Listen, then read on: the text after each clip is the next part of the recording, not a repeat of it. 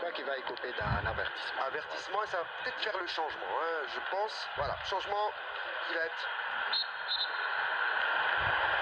Belaïli pour Zeno Farhat. C'est du poste pour poste. Zeno Farhat qu'on n'a pas tellement vu en première période, mais en deuxième mi-temps, il a eu cette capacité de travailler dans le 1 contre 1. Il a dû être sermonné, comme a dit Saïd tout à l'heure dans les vestiaires.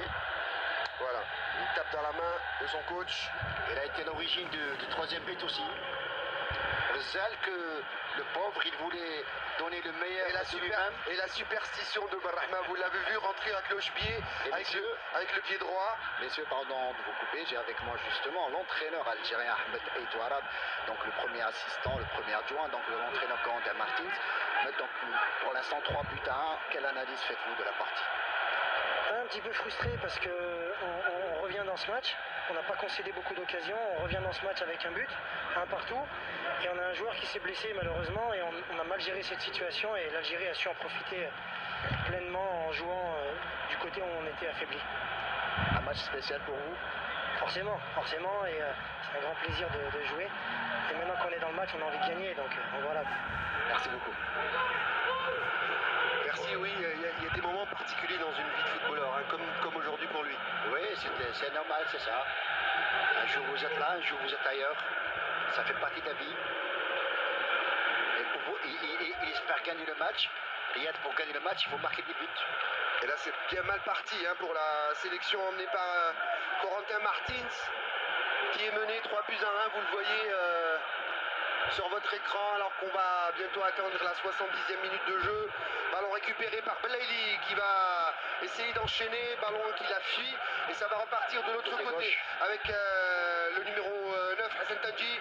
On décale de l'autre côté le centre pour personne, il n'y avait pas de faute, bien contrôlé par Bodran ce ballon, et Farouli, ou plutôt par Abdellaoui.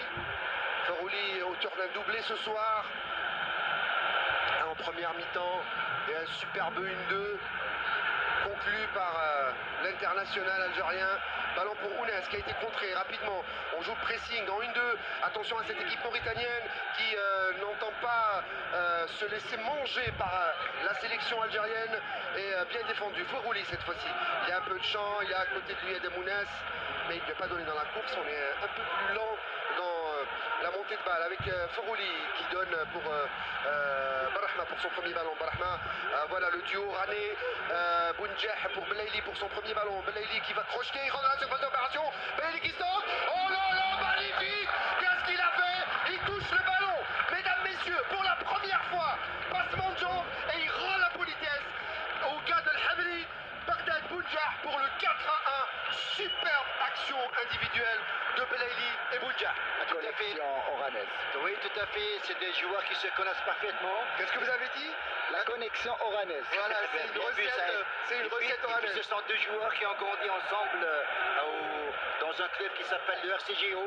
Et puis là, à beaucoup de chic de Jamal Belmadi, on a vu que cette technique individuelle de Belaïli, Bounjah qui marque le but.